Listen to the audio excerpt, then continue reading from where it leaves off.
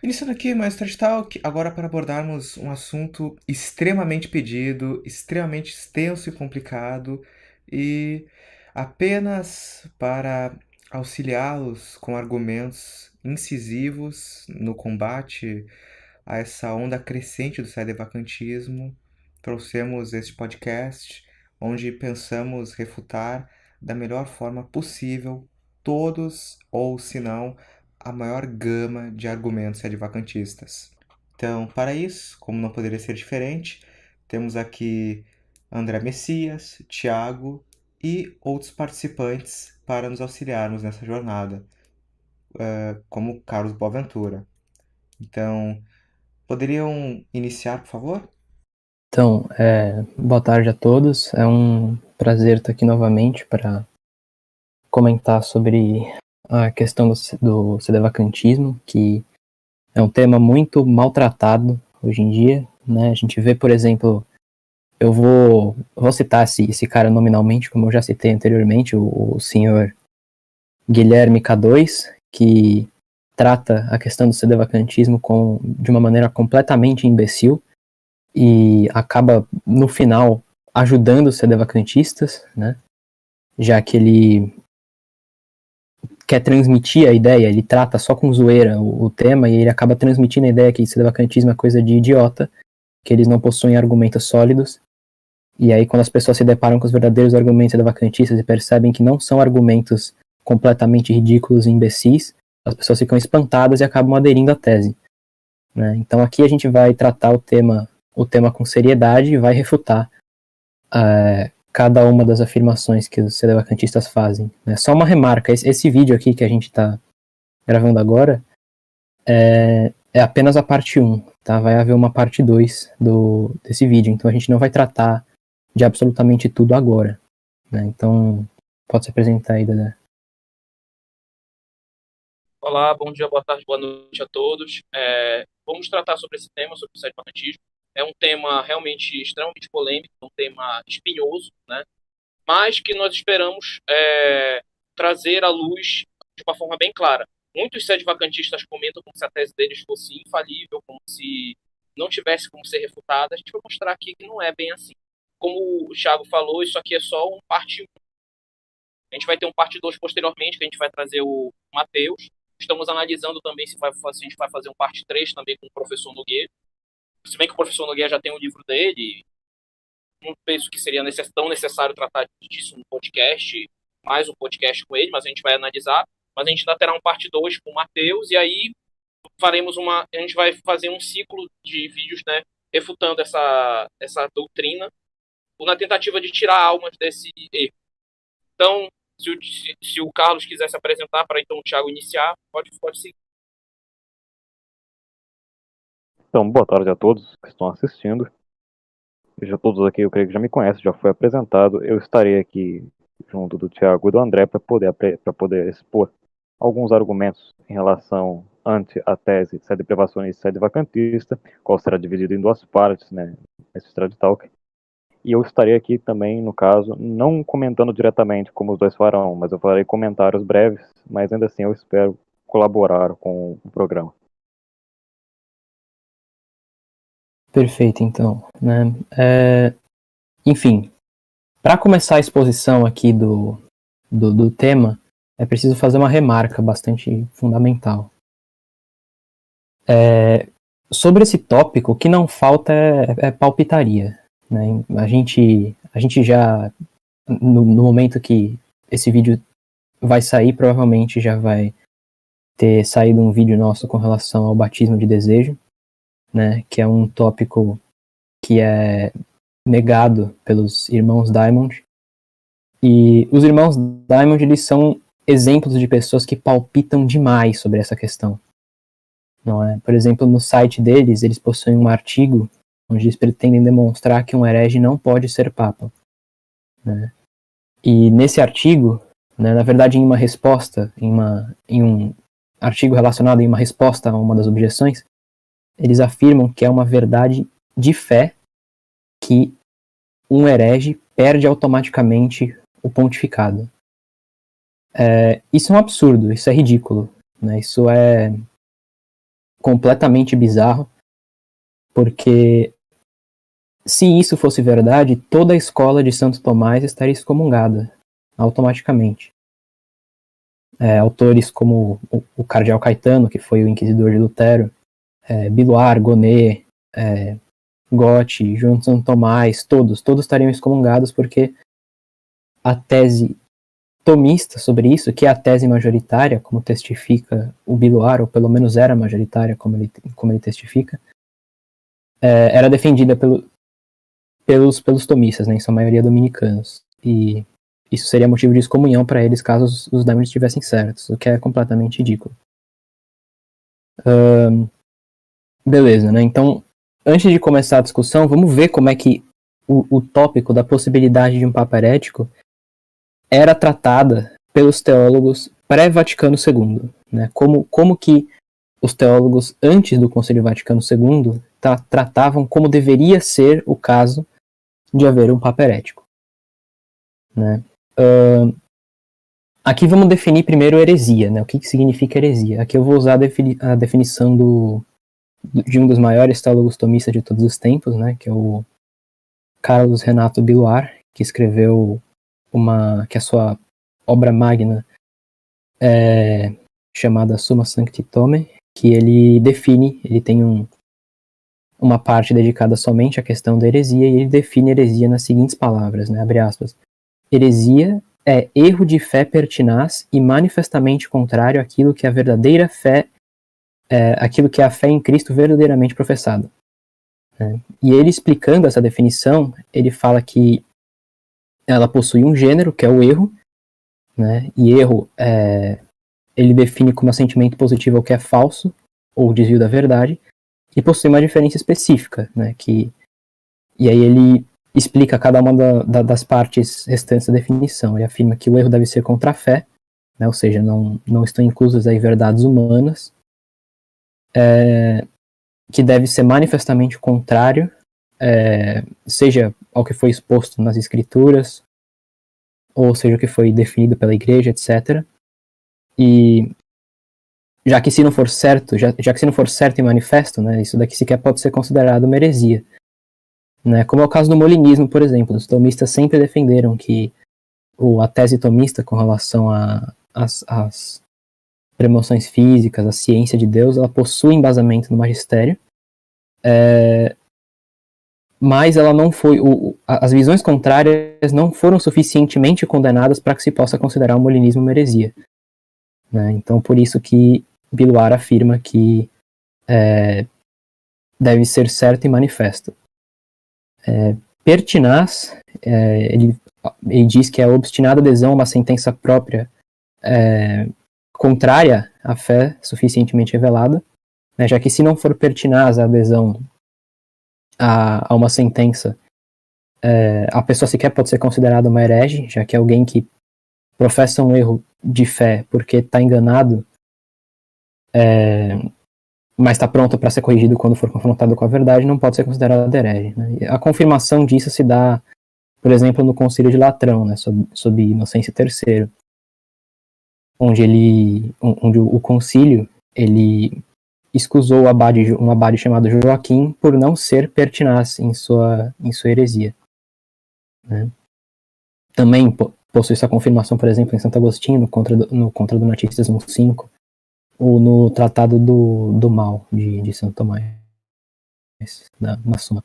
E o erro deve ser com relação àquilo que é a verdadeira fé em Cristo, né, para distinguir um herege de um pagão e de um judeu. Né? Então, enfim, nessa definição não existe muita disputa, todo mundo vai aceitar ela como correta.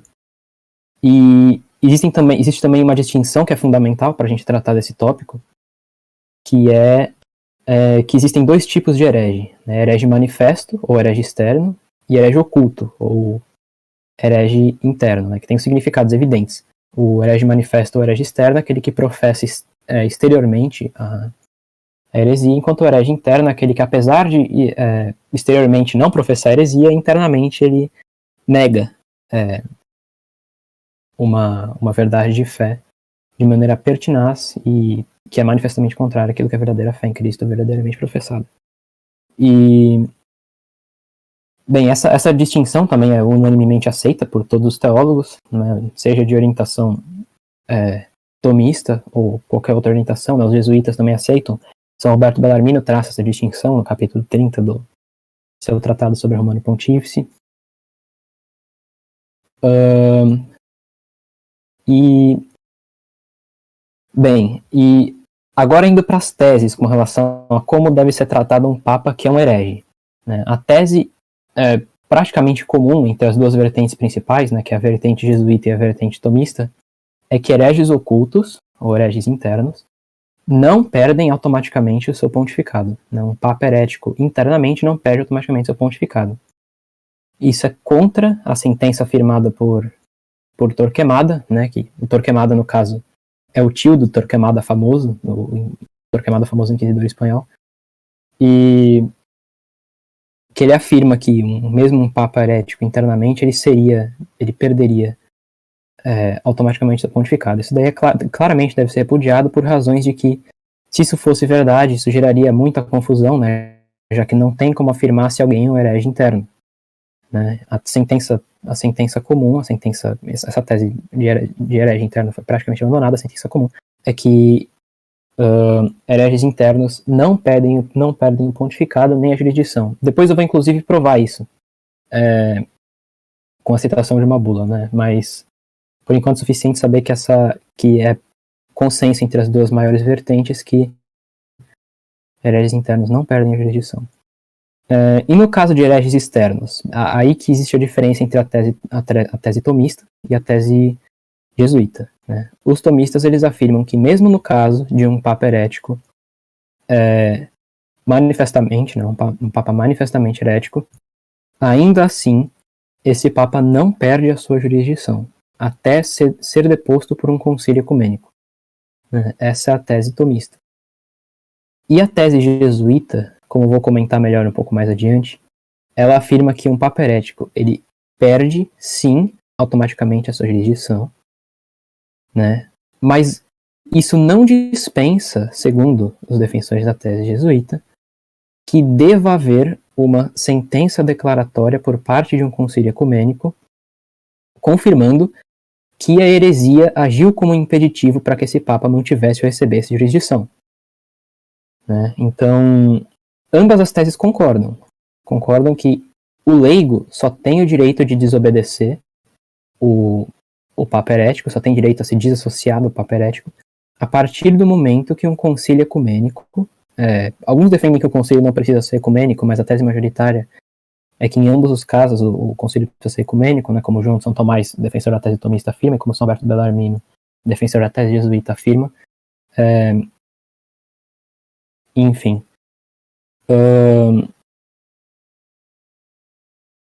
Então ambas as teses vão concordar que precisa de uma sentença de um concílio ecumênico, mas a diferença mesmo está onde quando a pena se aplica. Os tomistas vão afirmar que a pena se aplica no momento da sentença em si, né, no momento da emissão da sentença por parte do concílio ecumênico, Cristo deporia o Papa. Né? A gente já vai tratar melhor sobre como isso acontece. E enquanto a tese jesuíta afirma que não é no momento da emissão da sentença que o Papa é deposto, mas ele foi deposto no momento da heresia, e a sentença dada por um concílio ecumênico estaria aí apenas para garantir a ordem dentro da igreja. Né? E agora, qual sentença está correta? Né? Eu vou argumentar aqui em favor da sentença tomista. Depois a gente vai analisar como é que se daria no caso da sentença jesuíta estar correta. Né? Então vou fazer o seguinte. Né? Primeiro, o primeiro ponto que eu preciso fazer é provar que nem hereges ocultos, nem hereges manifestos estão dentro da igreja. E aí a gente já vai ver quais são as consequências disso. Né? Bem, a sentença de que hereges ocultos estão fora da igreja é contra São Roberto Bellarmino e contra o cardeal Caetano, né? Inclusive o cardeal Caetano, que foi pode-se dizer, o fundador, entre aspas, da tese tomista, né?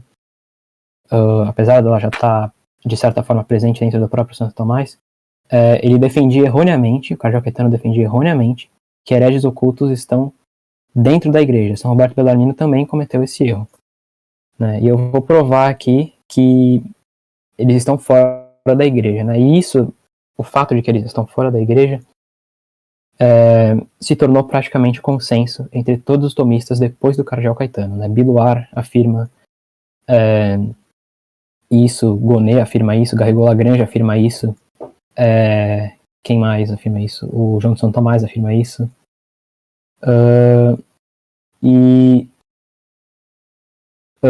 Que hereges manifestos estão fora da igreja, isso também é consenso teológico, e existem várias bulas que afirmam isso, né? Por exemplo, Pio XII na Mystici Corporis Christi, ele afirma, né, abre aspas, nem todos os pecados, embora graves, são de natureza tais que separem o homem do corpo da igreja, ou fazem os cismas, a heresia e a apostasia. Eugênio IV, no Concílio de Florença, afirma que nenhum dos que estão fora da igreja católica, não só pagãos como também judeus e heréticos, etc, etc, né? Mostrando que heréticos estão fora da igreja. E Leão XIII, também na Satis Cognitum, ele afirma que a prática da igreja tem sido sempre a mesma, apoiada pelo juízo unânime dos Santos Padres, que sempre consideraram como excluídos da comunhão católica e fora da igreja qualquer um que se desvie, no menor grau que seja, de qualquer ponto da doutrina proposta pelo magistério autêntico. Né? Então, essas citações mostram que hereges estão fora da igreja, né? Mas poderia se argumentar que isso só se aplica a hereges manifestos e não a hereges ocultos, né? Como afirmariam São Roberto Bellarmino e Cardeal Caetano. Eu vou provar que não. Né? Eu vou demonstrar que os hereges ocultos e internos eles estão fora da igreja simpliciter e eles estão dentro dela apenas secundum quid, né? Ou seja, exteriormente, aparentemente. Então eles não são verdadeiramente membros da Igreja de Cristo, né? Como o Biluar afirma, eles são como lobos em peles de cordeiro, né? Exteriormente parecem como cordeiros, mas internamente são lobos. E a demonstração disso, né, o argumento mais forte, ao meu ver, posto em demonstração disso, que é utilizado tanto por Biluar como por Gonê, né? Biluar na sua Suma e Gonê no Clipeus, é que a igreja é a sociedade dos fiéis, né? Como afirma o próprio São Roberto Bellarmino no De Ecclesia, como afirma São Francisco de Sales no Controvérsia Católica, como afirma Santo Tomás na terceira parte da Suma, Santo Agostinho afirma isso também, o Conselho de Latrão afirma isso, basicamente todo mundo concorda, né? E a premissa menor do argumento seria que os hereges ocultos não são fiéis, né? Então a premissa maior, a igreja é a sociedade dos fiéis, a premissa menor, os hereges ocultos não são fiéis. E então a gente conclui daí que hereges ocultos não fazem parte da igreja. Né? Isso é bastante simples, né? Hereges ocultos não são fiéis, já que eles não possuem a fé infusa por Cristo, caso contrário não seriam hereges. E não basta a profissão exterior para ser considerado um fiel, né? Já que a igreja é a união não somente externa dos membros, mas interna dos membros entre si, e com sua cabeça, né, que a cabeça participante é Cristo e participado é o Papa, que é o seu vigário na Terra. E os hereges ocultos eles não possuem essa união interna entre si, já que não recebem o influxo vital da fé. Né? Outro argumento que poderia se usar também é que Cristo não é a cabeça atual de hereges ocultos, né, já que eles não possuem fé infusa, e já que eles não recebem mais esse influxo vital de Cristo, mesmo que exteriormente professem a fé verdadeira, eles não possuem mais Cristo como sua cabeça e, portanto, não são membros da igreja. E com essa sentença, né, concorda explicitamente, por exemplo, Santo Agostinho, no De Unitate Ecclesiae, no capítulo 25, onde ele afirma que os hereges ocultos, né, abre aspas, muitos dos tais estão em união nos sacramentos da igreja e, no entanto, já não estão na igreja. Né? Então fica bastante claramente demonstrado que hereges ocultos estão fora da igreja, né? Já que a gente tem a opinião de Santo Agostinho em nosso favor, e a gente tem esses argumentos que são bastante simples e são irrefutáveis. E além disso ter se tornado a tese tomista majoritária depois do cardeal Caetano. Né? Tá. O fundamento desse fato é que hereges e cismáticos, eles perdem o poder jurisdicional de fato, mantendo o poder sacramental, como a afirmação de Tomás na Suma, na segunda parte, questão 39, artigo 3, mas somente após declaração eles perdem esse poder jurisdicional, como afirma o Biluar na Suma, né? E como é que a gente pode demonstrar isso? A gente pode ver, por exemplo, na bula Ad Evitanda Scandalo, do Martinho V, que possui respaldo no Concílio de Basileia, seção 20, no de Latrão, seção 11, que a bula diz o seguinte, né, abre aspas, para evitar escândalos e muitos perigos e aliviar as consciências devotas pelo tenor destes presentes, misericordiosamente dizemos a todos os fiéis de Cristo que de agora em diante ninguém será obrigado a se abster de comunhão com alguém na administração ou recepção dos sacramentos, ou em qualquer ato religioso ou não religioso, nem evitar alguém observar qualquer interdição eclesiástica, sob pretexto de qualquer sentença eclesiástica ou censura globalmente proclamada ou por lei ou por um indivíduo, a menos que a sentença censura em questão tenha sido especificamente expressamente publicada pelo juiz contra a pessoa definida, colégio, universidade, igreja, comunidade ou local. Né? Então, como bem observa também o Carlos Renato Biluar, essa bula demonstra que enquanto não houver uma sentença pronunciada diretamente contra o herege em questão, que se estiver em dúvida se ele possui ou não jurisdição, enquanto não houver uma sentença pronunciada diretamente contra ele, ele mantém a jurisdição. Né? E essa tese também possui respaldo no Código de Direito Canônico de 1917, que no cânon 2314 afirma que todos os apóstolos da fé cristã e todos os singulares hereges ou cismáticos incorrem em excomunhão ipso facto, mas no cânon 2264 ele afirma que um ato de jurisdição de um excomungado, tanto no foro interno quanto externo, é ilícito, e se uma sentença condenatória ou declaratória foi pronunciada, também é inválida, caso contrário, é válida. Então, o que o Código de Direito Canônico afirma? Ele afirma justamente esse ponto da tese da Escola de Santo Tomás, né? Os excomungados, os hereges que foram excomungados, eles, se eles executarem um ato de jurisdição, ele será um ato ilícito, mas ele será válido, a menos que haja uma sentença anterior contrária. Né? Isso também possui confirmação, por exemplo, na bula de São Pio X, na vacante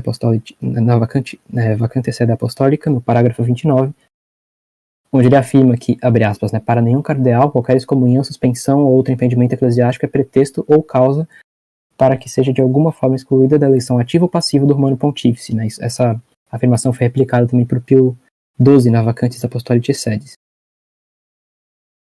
Então, a gente vê que essa tese realmente de que os hereges e os cismáticos mantêm a jurisdição, ela foi realmente confirmada pelo magistério posterior. Né? E aí a gente já tem uma primeira resposta a um dos argumentos sedevacantistas, né? Porque os sedevacantistas objetam: como que pode um homem que não é mais membro da igreja manter ainda a jurisdição? A nossa resposta é muito simples.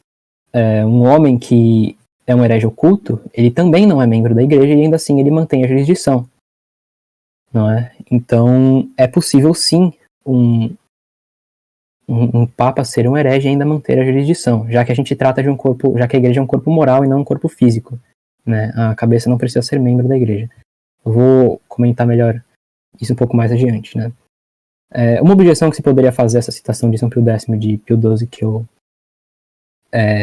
usei é que eles estão falando aí apenas da excomunhão menor, que não separa da igreja, né? Porque apenas a excomunhão maior separa da igreja, a excomunhão menor não separa. Né?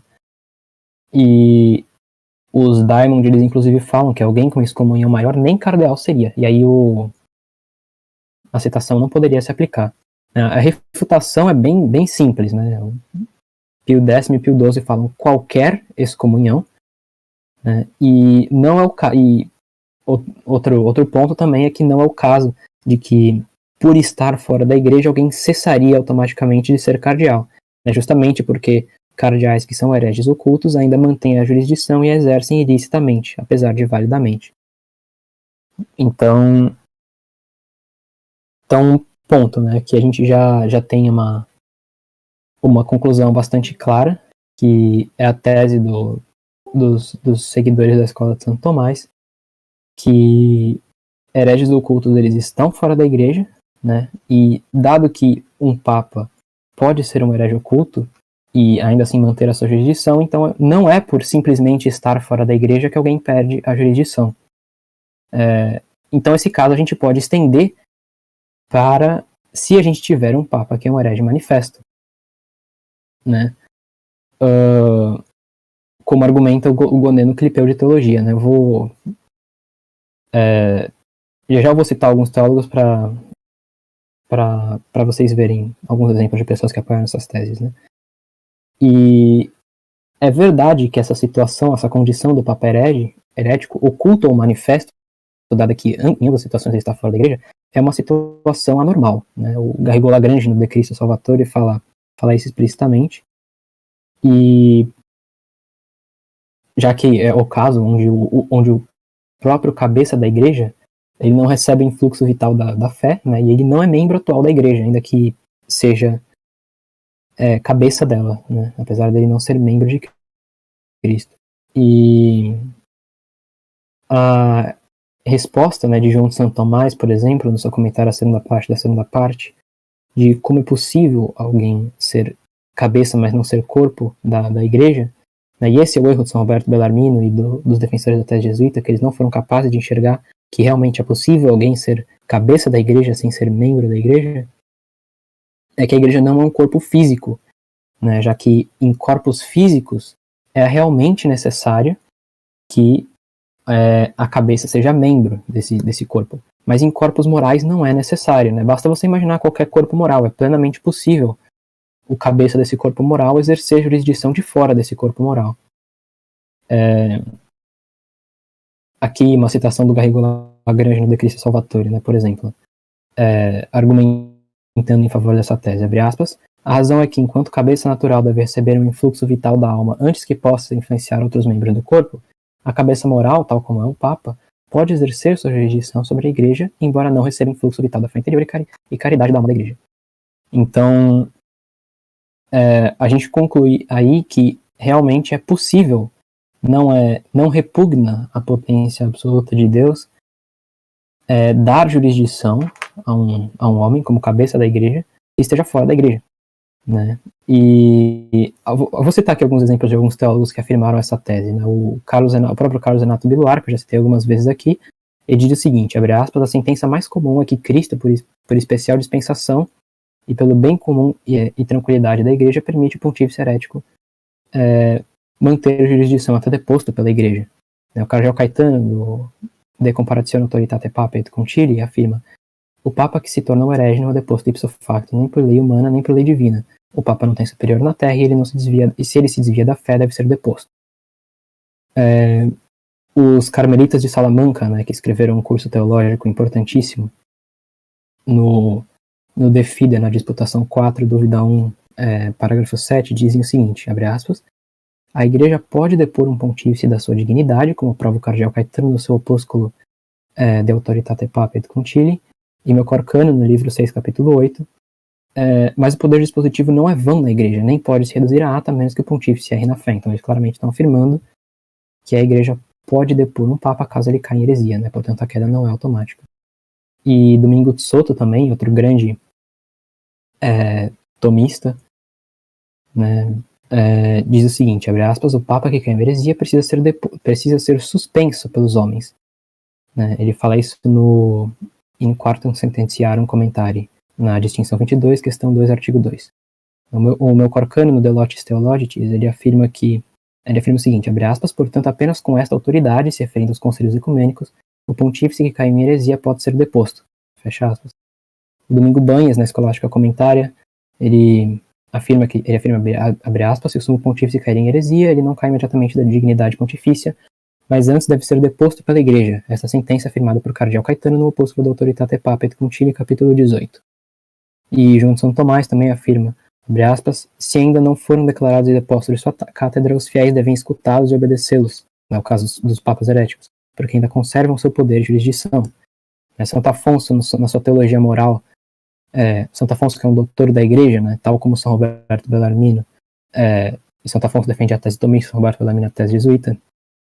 Santo Afonso, na teologia moral, ele afirma que alguns argumentam que o Papa não pode ser privado da sua jurisdição por um concílio, como se o concílio estivesse acima dele, mas que Cristo priva o Papa da sua jurisdição quando a condição dessa deposição, quando a declaração do concílio é emitida. Né? Então, Santo Afonso ele claramente defende aí a tese tomista, né, afirmando que no caso de um Papa herético, ele está falando aqui no caso do Papa herético, um concílio deve emitir uma sentença e por essa sentença Cristo vai remover a jurisdição desse Papa herético. Ele defende essa mesma opinião no Verdade de Fé e no Adversus Febronium. O cardeal Caetano também, no próprio De Autoritate Papae et Concilii, ele afirma que nesse caso de um Papa herético, ele diz o seguinte, né, abre aspas, é preciso resistir em face de um Papa que desintegrasse a Igreja, senão por que a autoridade foi dada para edificar e não para destruir? Contra o mau uso da autoridade empregar-se-iam os meios apropriados, não obedecendo ao que fosse mal, não procurando agradar, não se calando, repreendendo, convidando as autoridades a fazer admoestações necessárias, a exemplo de São Paulo, segundo o seu preceito. Francisco de Vitória também, Francisco Soares e São Roberto Bellarmino afirmam a mesma coisa. Então, o que a gente observa disso tudo? A gente observa que, é possível um Papa herege manifesto manter a jurisdição, né, já que, no caso de hereges ocultos, pelo simples fato de estarem fora da igreja, eles não perdem também a jurisdição. A gente percebe que esses teólogos que defendem a tese tomista também defendem que o Papa ele pode ser deposto por um concílio, no caso do Papa cair em heresia. E eles defendem que, enquanto o Papa herético não é deposto, a gente pode licitamente resistir aos atos maus desse Papa. Né? Então, agora, qual é a tese jesuíta? Né? Qual é a tese jesuíta de São Roberto Bellarmino, por exemplo? Que é uma tese minoritária, e sempre foi uma tese minoritária. Essa tese... Antes de continuar, só queria acrescentar uma coisa, que é sobre a ida de São Tomás. Que é inclusive isso é importante porque mostra como o próprio São Tomás ia por outro caminho, né? Certo? Por exemplo, no passado, para dar um exemplo, o Papa Alexandre VI, muitos eram usados, né? Que muitos usam como exemplo de Papa ruim. Os vacantistas dizem que não pode ser usado porque ele comete erros morais, né? Não foi erros diretos, né? Ele comprou simoniacamente a eleição pontifícia. E o que é interessante é que São Tomás fala na Suma Teológica, na segunda parte, questão 100, artigo 1, incorpore, que vendendo ou comprando coisas espirituais, falta com respeito de Deus e comete um pecado de irreligiosidade, falando do simoníaco. A irreligiosidade é um protesto de incredulidade, razão porque a simonia é considerada uma heresia. O Santo Tomás considerava a simonia uma heresia, o ato simoníaco. Savonarola, na sua polêmica com Alexandre VI, ele meio que extremou essa posição do doutor Angélico, né? Então, ele dizia que o simoníaco, desde que compra as coisas sacras, não acredita no sacro, então é um ateu e não um cristão. Então não pode ser o chefe do cristianismo.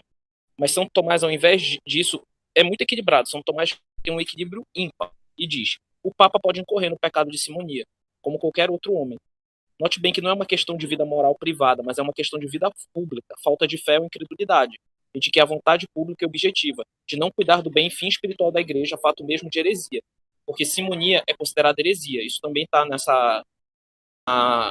Suma Teológica, segunda parte, questão 100. Porém, apesar disso, São Tomás e a igreja consideram simoníaco o Papa em potência e em ato. Não declaram o ocupante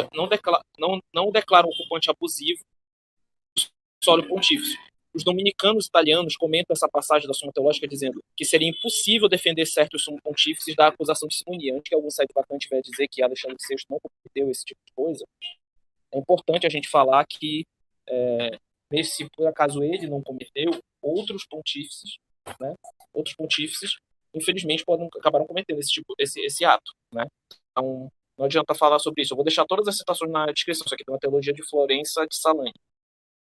E mais, São Pio X, na Constituição Apostólica, Antissede Apostólica, que está no Tiago citou, né, de 25 de dezembro de 1904, colocava o eventual acordo simoníaco que viesse a ser feito em torno da eleição de um Papa não comporta sua nulidade. Então, então agora a gente pergunta, é possível que São Tomás e São Pio X tivessem errado? É possível que eles não sejam santos? O que a gente vê é que claramente o fato do Alexandre VI, o fato do Alexandre VI comprado simoniamente o papado dele, não impediu que ele se tornasse papa. De uma forma, a gente pode fazer essa analogia no caso de alguns papas recentes que cometem alguns atos que aparentemente são heréticos. E isso aí, e por que essa distinção? Porque vamos pensar no contrário, vamos pensar o que aconteceria se o contrário acontecesse. O padre Sanz e Arriaga, no fim do Concílio Vaticano II, ele expressou a opinião sedevacantista e perguntou aos cardeais Ottaviani, Batti, Parente, Siri, Palazzini, reunidos no Congresso da Chiesa Viva, em Brescia, se eles podiam declarar que Paulo VI não era papa, embora desaprovando o comportamento das ideias, podiam provar que Paulo VI não era papa, né? E embora eles desaprovando as teses do Paulo VI, as ideias do Paulo VI, os cardeais recusaram. Por quê? Vocês imaginaram a confusão que seria a igreja se por acaso fosse se eles fizessem isso? Alguns ficariam do lado do pontífice eleito, viriam outro pontífice que acabaria sendo eleito, se a outra titularia papa, e aí viria outro. Alguns ficariam do lado do Paulo VI, diriam que a deposição não foi válida. Então, o que significa? Ia ser uma confusão a nível do grande cisma de Avignon, né? Então, a gente percebe que essa tese que o Tiago acabou de defender está presente, inclusive, desde Santo Tomás. Mesmo Santo Tomás já sugeria esse tipo de coisa. Pode seguir, Tiago.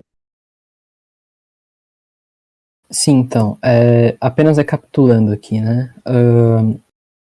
Os pontos que eu fiz foram a tese tomista, de que pode ser resumida no fato de que o Papa não perde a jurisdição automaticamente após cair em heresia, né, que a heresia não é condição suficiente para impedi-lo de receber a jurisdição,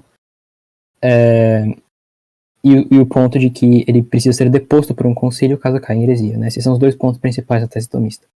E essa tese é majoritária, né, e o fato de que o Papa não perde automaticamente a jurisdição pode ser demonstrado de maneira bastante simples, que pelos pontos de que hereges ocultos que não perdem automaticamente a jurisdição também estão fora da igreja. Então, o fato de hereges manifestos estarem fora da igreja não seria condição suficiente para privá-los da jurisdição. O fato de que a fé pessoal e a jurisdição são duas entidades realmente distintas e independentes. Assim, a perda da fé pessoal não acarretaria numa perda da jurisdição automática.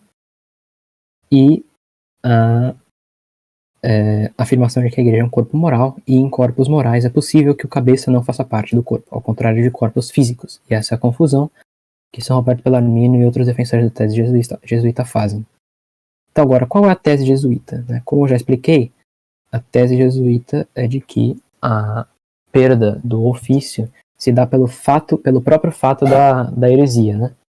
Pelo Papa ter se tornado um herege, ou por ele ser um herege antes da eleição, esse fato dele estar fora da igreja seria um impeditivo para Deus dá-lo a jurisdição, né? Porque, segundo ele, seria repugnante à potência absoluta de Deus fazer alguém que está fora da igreja ser membro da igreja, né? Seriam duas afirmações contraditórias. Deus não poderia fazer alguém ser e não ser membro da igreja. Isso seria absurdo para os defensores da tese jesuíta.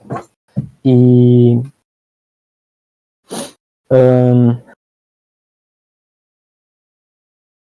e aí, qual seria a segunda parte da tese jesuíta, né? Porque a queda automática é a primeira. A segunda parte é que a desobediência só seria lícita após a declaração feita por um concílio ecumênico, né? Apenas depois do concílio ecumênico dar a permissão para se desobedecer e para se desassociar do Papa herético, aí se poderia fazer isso, né? E por que então são sedevacantistas? Eles usam tanto São Roberto Bellarmino para tentar defender a sua tese? A resposta é simples, é um abuso. né? Eles abusam da tese jesuíta e transformam ela no que ela nunca foi, né? Por causa que o São Roberto Bellarmino, por exemplo, ele defende esses dois pontos, né? A perda automática e a necessidade da declaração, em dois momentos diferentes da sua obra, né? Do seu De Controversias, que é a sua obra magna, a sua maior obra, né? Que é uma refutação ao protestantismo. O primeiro ponto da queda automática, eles usam, ele defende no livro 2, capítulo 30 do Tratado sobre o Romano Pontífice, né? E aí os sedevacantistas eles se lambuzam todos ali com citação de São Roberto Bellarmino falando que não pode ser papa sem ser membro da igreja, e que papa herege, não pode existir papa herege, etc, etc.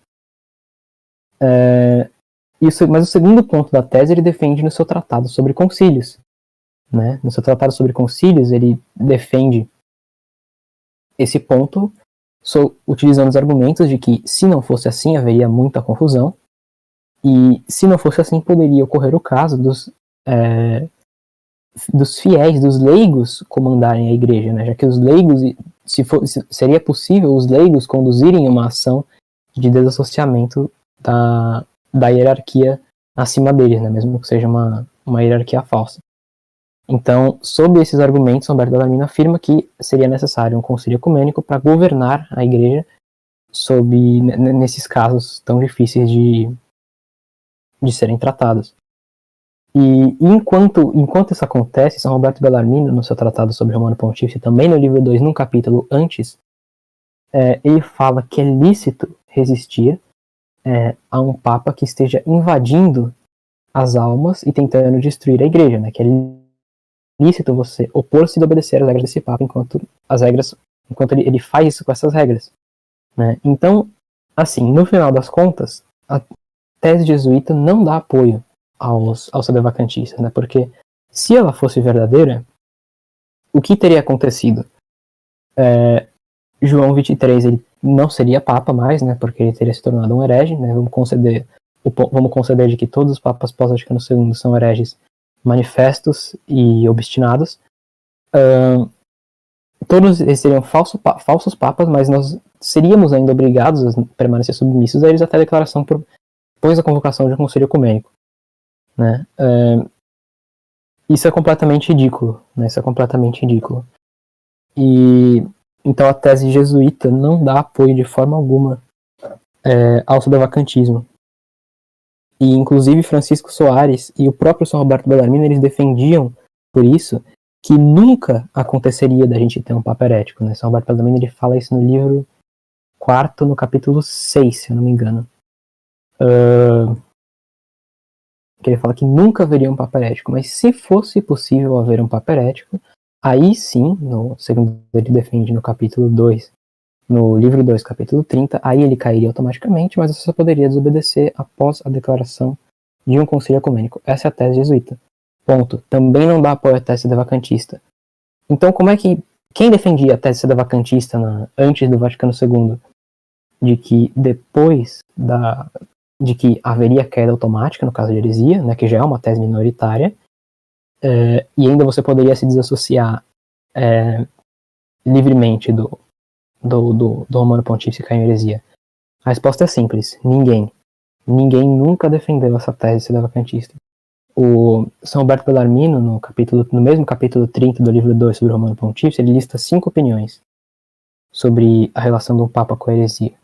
Tem a opinião do Pigius, que nunca haveria um papa herético, a opinião do Torquemada, no caso da heresia oculta, a opinião de Caetano, a opinião dele próprio, etc, etc. E nenhuma opinião sedevacantista. Ninguém nunca defendeu a tese sedevacantista e São Roberto Bellarmino não dá notícia de alguém que tenha defendido ela. João de Santo Tomás também, no seu comentário, a segunda parte, ele lista 4 opiniões. Também nenhuma é sedevacantista. Então, assim, realmente não existe, a tese sedevacantista ela não existia antes do Vaticano II acontecer. A tese sedevacantista ela não existia. Existia a tese tomista, que era majoritária, a jesuíta, que era minoritária, e outras teses menores, né, como a do Pigius, a do Torquemada. Ninguém nunca negou a necessidade da declaração por parte da igreja. né? Na mesma citação, onde São Roberto Bellarmino fala que é permitido a resistência a um pontífice que esteja fazendo mal, ele fala que não é lícito julgar, punir ou depor esse pontífice que esteja fazendo mal, ou suposto pontífice que esteja fazendo mal, já que ele afirma que o pontífice herético nem é mais pontífice. Então, e ele fala depois que isso compete a quê? A hierarquia da igreja, né? As autoridades legítimas em um conselho ecumênico. Então, a tese jesuíta não dá apoio aos sedevacantistas. A tese sedevacantista é uma novidade teológica. Caso você adire ao sedevacantismo, né, que o sedevacantismo ele afirma de que mesmo no caso da heresia agir como impeditivo para a recepção da jurisdição não necessária sentença, você vai estar aderindo a uma tese que nunca ninguém defendeu antes. Né? Uma resposta que um amigo meu tentou dar a isso, né, depois que eu fiz essa exposição, foi que seriam casos separados. Né? O caso que a gente estaria presenciando é do Papa nunca ter sequer recebido a jurisdição, enquanto o caso que São Roberto Bellarmino está tratando no caso do Papa cair. Aí realmente São Roberto Bellarmino afirmaria que no caso do Papa cair precisaria de uma sentença, mas no caso dele nunca receber, não precisaria de uma sentença. Isso é ridículo. Né? No próprio capítulo 30 do seu tomo sobre Romano Pontífice, ele mesmo propõe uma refutação à tese do cardeal Caetano, tratando como se fosse exatamente a mesma coisa.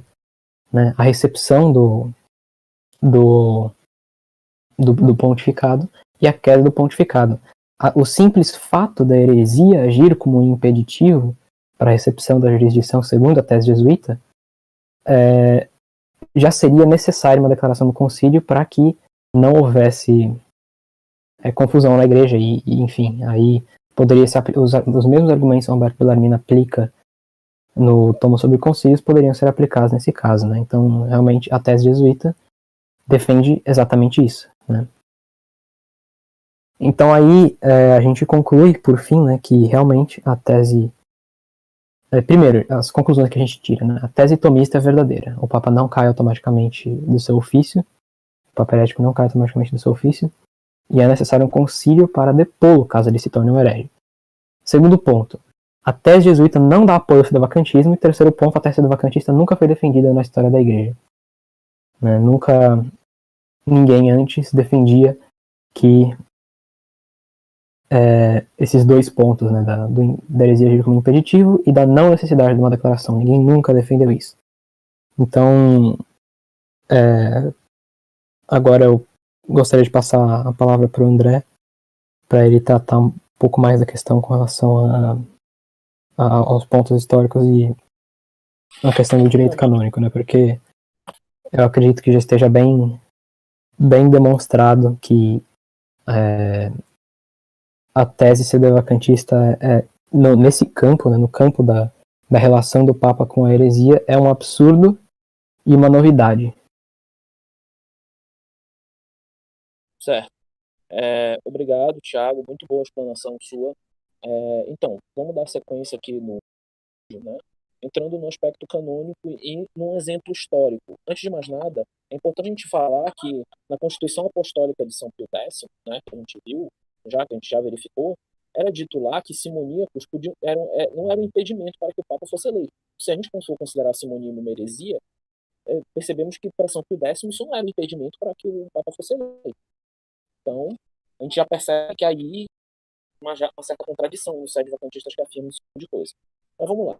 Bom, primeiramente a gente vai tratar de um aspecto canônico, depois vamos trazer um exemplo histórico para tentar confirmar esse caso. Primeiramente, eu peguei aqui o cânon 2314 do Código de Direito Canônico Pio Beneditino. Eu vou provar aqui que os sedevacantistas eles têm uma opinião errada sobre o que significa a palavra ipso facto. Eles não sabem o que motivo se efetua essa questão do ipso facto. Bom, o cânon diz o seguinte: todos os apóstolos, primeiro, né? Todos os apóstolos da fé cristã e cada um dos hereges ou cismáticos incorrem ipso facto em excomunhão. Olha só o que é dito, mas só que logo em seguida é dito o seguinte: se depois de admoestados não se emendam, devem ser privados de todo benefício, dignidade, pensão, ofício ou outro cargo que tiverem na igreja, que sejam declarados infames, e aos clérigos, após admoestações repetidas, posto. Olha que interessante, quer dizer, após admoestações repetidas, é necessário que aconteça a deposição. Mas o que significa isso?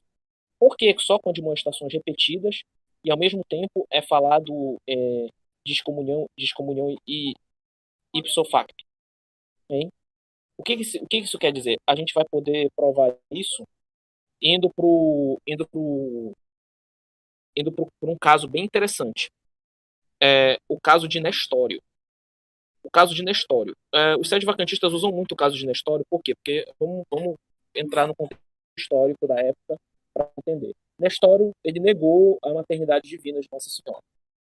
Foi uma negação pública, e aí, por causa disso, alguns leigos cortaram comunhão com ele. Os sedevacantistas dizem que os leigos que cortaram comunhão com ele são exemplos a ser seguidos, certo?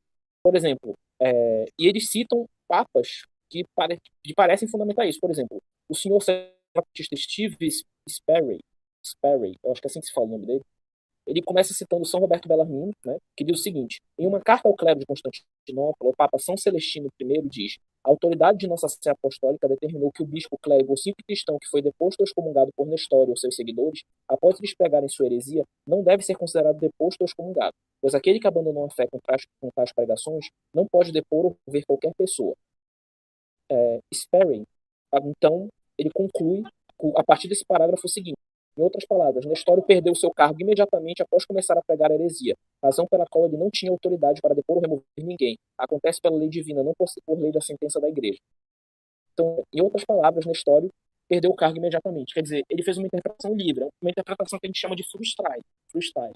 Os Diamonds fazem muito isso, ou seja, pega um trecho de que um disse, que o Sedevacantista disse, e no outro, que um Papa disse, ou que algum disse, e faz uma interpretação doida.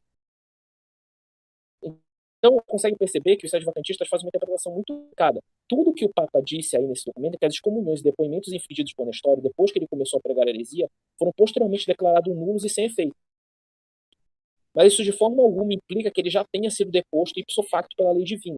Significa apenas que os atos injustos daquele que estava em vias de excomunhão, Nestório, foram posteriormente declarados como nulos.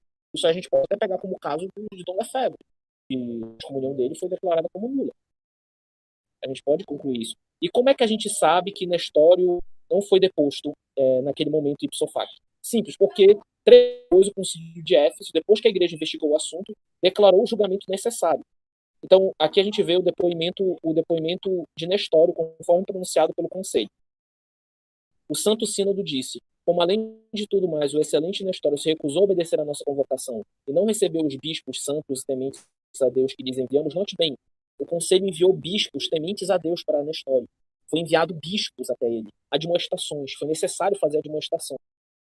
Temos a necessariamente de iniciar uma investigação de suas impiedades. Nós descobrimos pensando e falando de maneira ímpia por suas cartas, por seus escritos que foram lidos, por coisas que ele disse recentemente nesta metrópole que foram testemunhados por outros, e como resultado fomos obrigados por necessidade, tanto por cânones e pela carta de nosso Santíssimo Padre e conservo Celestino, bispo da Igreja Romana, para emitir essa triste condenação contra ele, embora façamos com muitas lágrimas. Nosso Senhor Jesus Cristo, que foi blasfemado por ele, determinou por meio desse Santíssimo Sínodo que Nestório fosse destituído de sua dignidade episcopal e removido do colégio do sacerdote. Vou deixar todas as citações do Concílio de Éfeso posteriormente na descrição.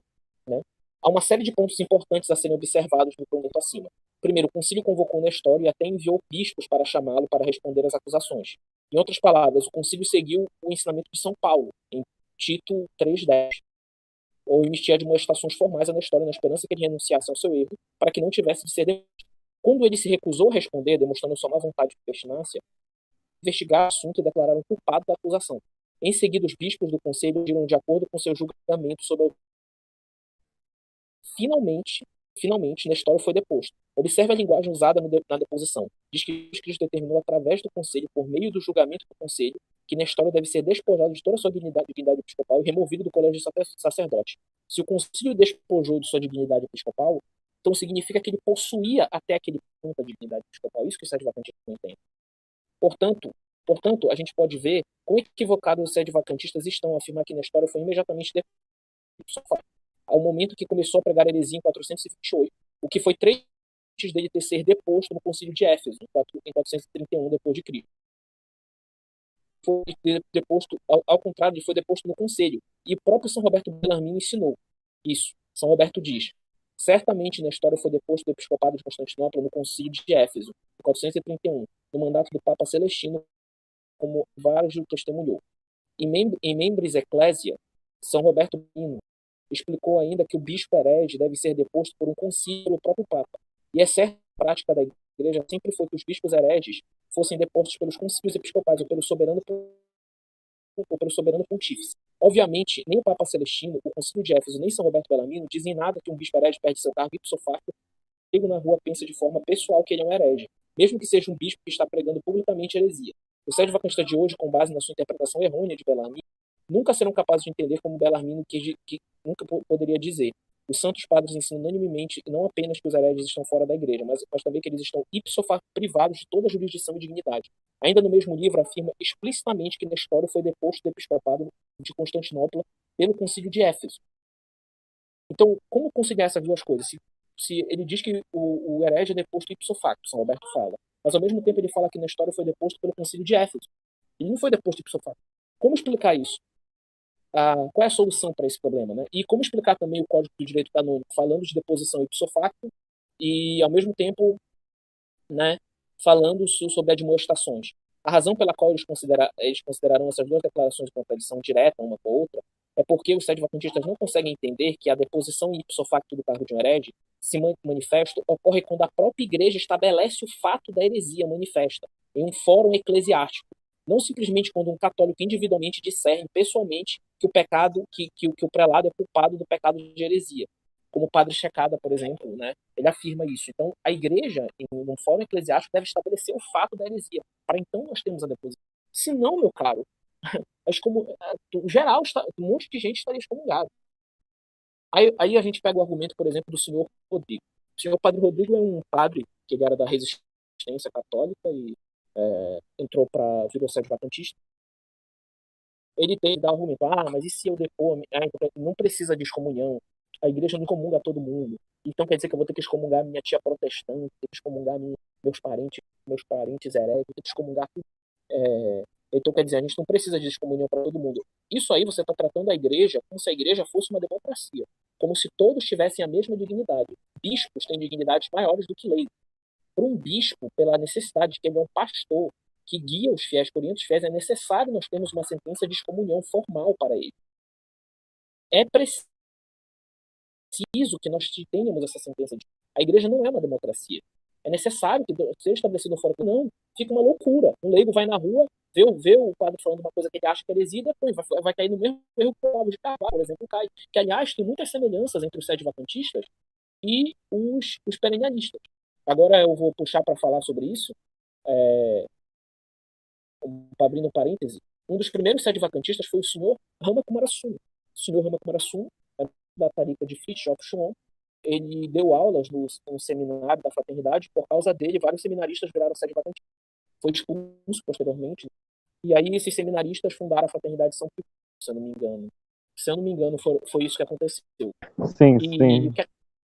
Foi isso, não foi? Ele dava, no caso, ele participava da tarefa do Schuon. Ele começou a difundir esses ideais no seminário estadunidense da Fraternidade de São Pio X. E a partir do momento que ele conseguiu um número de alunos, ele fez um levante sedevacantista lá, todos foram expulsos e foi fundada a Fraternidade de São Pio V. Perfeito. E ele era um perennialista. Mas por que os perennialistas defendem esse tipo de coisa? A gente tem que entender a lógica de Fritjof Schuon, que é a lógica de René Guénon. René Guénon, ele era esotérico, mas era um esotérico sofisticado.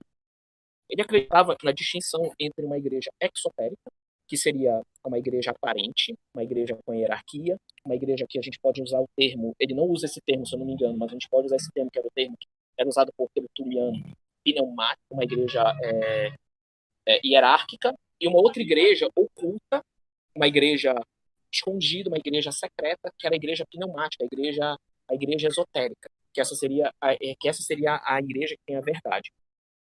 Alguns mais radicais dentro do esotérico dizem que a igreja hierárquica deve ser abolida. Por exemplo, o senhor Leonardo Boff, esotérico, pra caramba. Para quem não conhece muito sobre Leonardo Boff, ele é extremamente esotérico. Ele pregava que a igreja hierárquica, ele dizia que tem a igreja do carisma e a igreja do poder.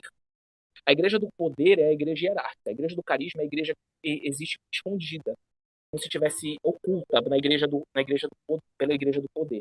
Então a igreja do poder deve ser esvaziada, deve ser totalmente esvaziada para dar luz à igreja do carisma. Então a igreja hierárquica deve ser abolida para darmos à luz à igreja do carisma. Isso é o que Leonardo Boff defende.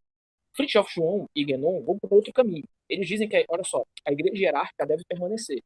E dentro da hierarquia, alguns gurus, alguns sábios iluminados, poucos iluminados, vão instruir intuitivamente os leigos, né, dentro da verdadeira doutrina, dentro da, que a gente pode usar esse termo, gnose, dentro da gnose. Então, pega a lógica sedevacantista. A gente tem uma igreja que a gente estaria no fim dos tempos, todos eles, os sedevacantistas dizem que a única, alguns são honestos e afirmam, a nossa tese está certa porque estamos no fim dos tempos, porque realmente, só se nós estivéssemos no fim dos tempos é que a tese deles estaria correta. Nós temos uma igreja que a gente tem alguns poucos iluminados, alguns poucos sacerdotes, e eles têm a doutrina verdadeira. E essa doutrina verdadeira oculta, que está oculta de 90% da população mundial, eu arrisco 95% da população mundial, está oculta, escondida. Só poucos iluminados sabem ela. E aí esses vão instruir a doutrina verdadeira. Perceba a semelhança com a tese de René Guénon. Perceba como é parecido. E Olavo de Carvalho tem essa tese, tanto que Olavo de Carvalho rejeita o Papa Francisco, e ele defende esse tipo de coisa também. O que o Olavo de Carvalho fala? O Olavo de Carvalho chega... Eu não estou dizendo que todos os sedevacantistas apoiam o Olavo de Carvalho. Não estou falando isso. Não estou dizendo isso. Mas eu estou dizendo que o Olavo de Carvalho tem uma mentalidade parecida. O que ele diz? Você que vê um bispo comunista aí na rua, um bispo comunista, diga para ele que ele não é mais... que ele deixou de ser bispo, que ele está excomungado, não é mais membro da igreja, não deve obediência a ele. Ou seja, é um leigo pondo isso. Por quê? Porque ele se coloca como guru, espiritualizado, como aquele que vai instruir as pessoas dentro das verdades secretas. E a doutrina, ele não tem nenhum respeito pela hierarquia, pela verdadeira igreja, a igreja hierárquica. É por isso que, por exemplo, o Olavo de Carvalho afirma, né, que existiu o cristianismo. O cristianismo não é, ele diz que o cristianismo não é uma doutrina. O cristianismo foi o testemunho de uma pessoa, que é Cristo. Então as pessoas conheceram Cristo, e após conhecerem Cristo e o relato sobre Cristo, posteriormente foi construído o corpo doutrinal do cristianismo. E o corpo doutrinal do cristianismo fazia essa dicotomia entre a experiência pessoal com Cristo e a doutrina. Então a doutrina seria construída posteriormente, séculos depois. Então a doutrina seria a igreja hierárquica. E aí nós teríamos a igreja verdadeira, que estaria oculta, escondida. E poucos gurus iluminados iriam revelar. A gente percebe a semelhança entre o sedevacantismo e essa doutrina. É muito, muito semelhante. É extremamente semelhante. Então a gente percebe assim. Isso, inclusive, diferencia os evolianos dos perennialistas, né? Porque, no caso, o Guénon, ao contrário do Evola, no caso do Evola, ele defendia que a igreja, a sociedade religiosa, devia ser dominada por um meio político e hierárquico. Então, devia ter uma infiltração gnóstica na hierarquia eclesiástica. Já o Guénon, ele já defende que a hierarquia tem de ser esvaziada e, no caso, tem de se construir, então, uma igreja constituída por o que seria equivalente aos brahmanes do brahmanismo. Então tem um grupo de pneumáticos, como o Dedé explicou, e lá tem um grupo de pneumáticos iniciados, gnósticos, e esses são os últimos iluminados que podem salvar, no caso, podem libertar a gnose, que estava presa naquela igreja do poder. Os irmãos Diamond. Sim, eles defendem isso fiamente. Eles podem até não ser claramente, pré-categoricamente defenderem esoterismo.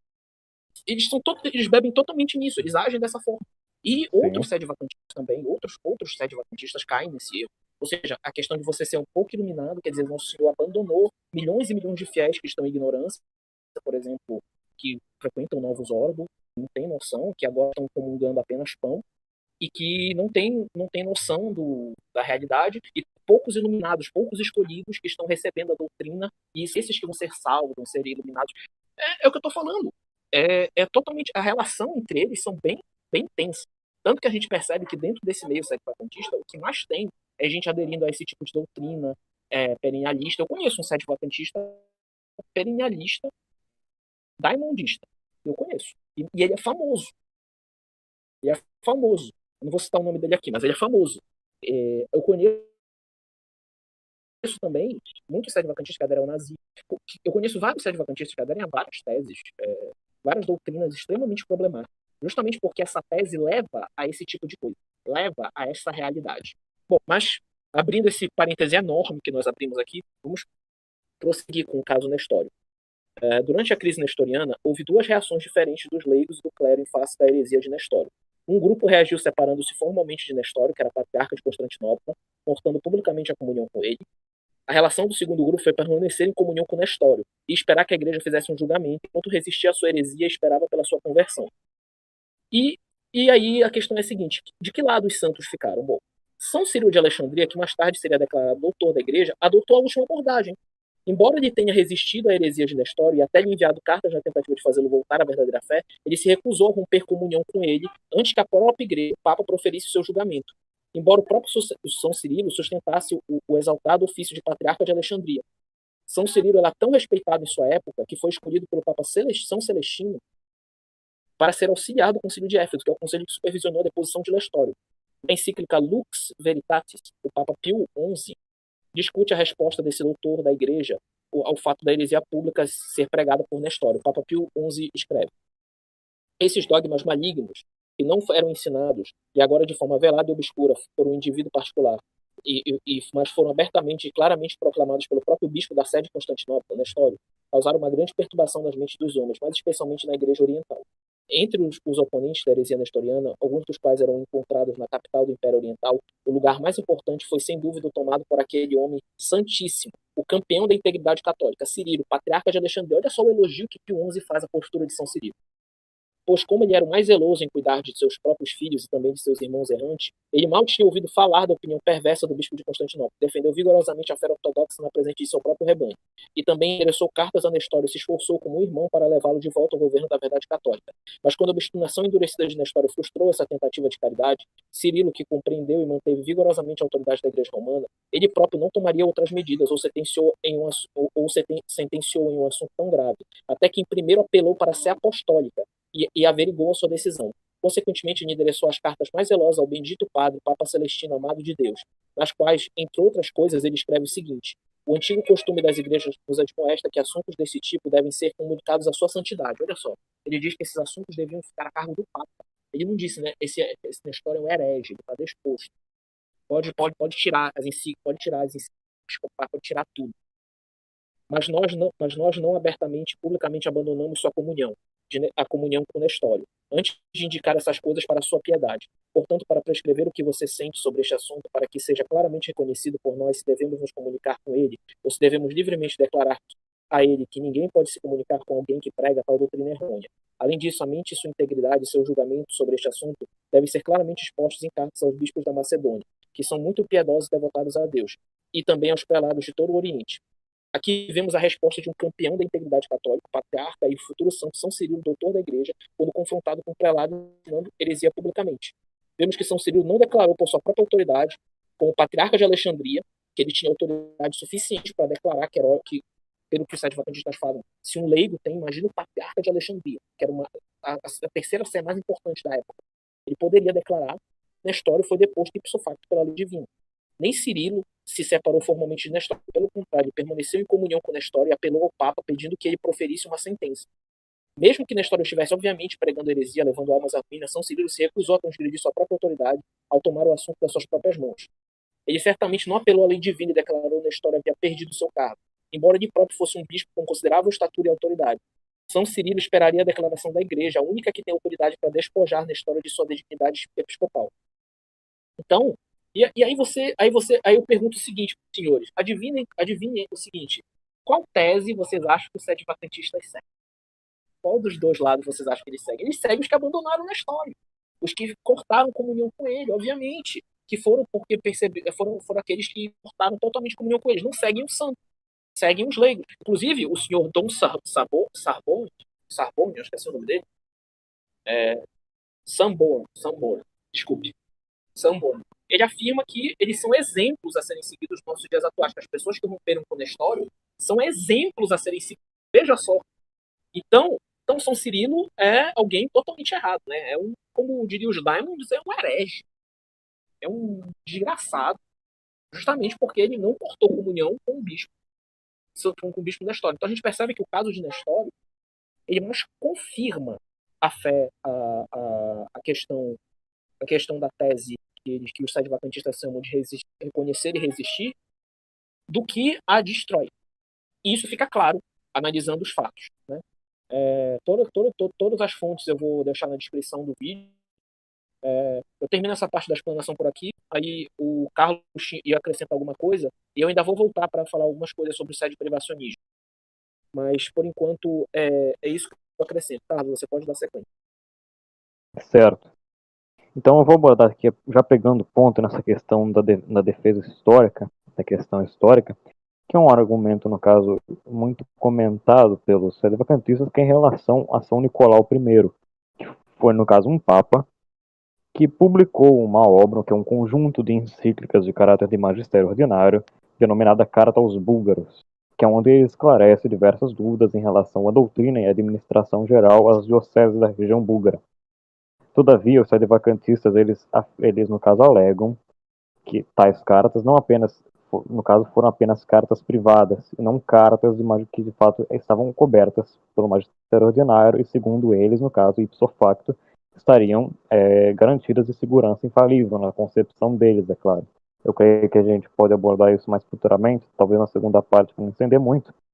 Mas nós podemos ver, todavia, no Denzinger, mais precisamente no trecho que eu vou falar, Denzinger 335, no caso, na obra sozinha da Carta aos Búlgaros, no capítulo 104, que essa obra, no caso, esse conjunto de cartas, estão cobertas pelo magistério ordinário, tanto que no próprio Denzinger de 1955, elas estão na sequência, no caso de Nicolau I, no caso, na parte 2, que é própria de documentos de magistério ordinário e de magistério extraordinário. No caso, é uma sequência que tem documentos cobertos pela autoridade papal, e não apenas cartas pessoais, que o Denzinger também aborda. Então, no Denzinger 335, nós encontramos a seguinte frase: afirmais que na vossa pátria muitos foram batizados por um judeu, não sabeis se cristão ou pagão, e perguntais que coisa se deve fazer com eles. Se, de fato, foram batizados no nome da Santa Trindade, ou só no nome de Cristo, como lemos nos Atos dos Apóstolos, capítulo 2, versículo 38, ou também Atos dos Apóstolos, capítulo 19, versículo 5, é a mesmíssima coisa que como expõe Santo Ambrósio.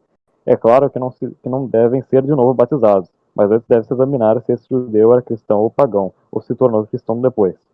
Esse, no caso, é o Denzinger 335, capítulo 104 da Carta aos Búlgaros. Então, como os sede-vacantistas respondem isso? Eles pegam a primeira posição, a posição principal, que é a posição do padre Secada, que afirma, no caso, que esse trecho do Denzinger em si seria referente apenas à intenção. Todavia, isso é errôneo, porque é bem claro, nessa sequência geral, que o nome dessa parte da carta é forma e ministro do batismo. E o trecho, o Denzinger, que aborda apenas o ministro e a intenção, é o Denzinger anterior, o Denzinger 334, que de fato está correto, porque no caso ele fala que ainda que o ministro seja um herege, um gentil, um judeu, ele pode batizar ainda que ilicitamente, mas validamente uma pessoa. Então, no caso, desde que ele tenha a intenção de fazer o que a igreja faz, que é batizar alguém, o batismo seria válido e não necessitaria novamente batizar o indivíduo. Então, o que o padre Secada nada mais faz é que, no caso, responder a um Denzinger que não é o Denzinger que abordamos. Nós abordamos o Denzinger seguinte, que é exatamente sobre a forma, porque ele deixa bem claro, São Nicolau II, que se trata da forma, tanto que ele fala em nome da Santa Trindade ou só no nome de Cristo. E ele interpreta de forma errônea as citações dos Atos dos Apóstolos, assim como Santo Ambrósio.